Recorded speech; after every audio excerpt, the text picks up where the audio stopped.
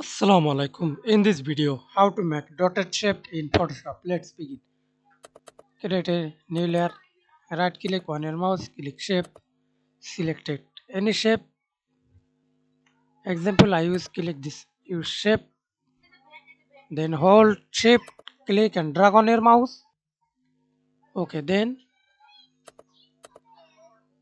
click again this.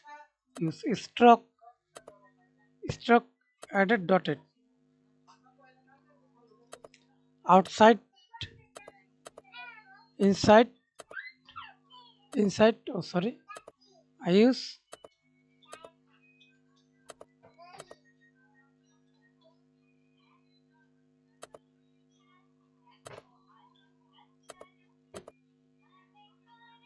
increase the size.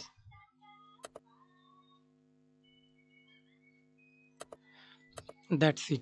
Thanks for watching video. Please subscribe to my channel, like, comment, share.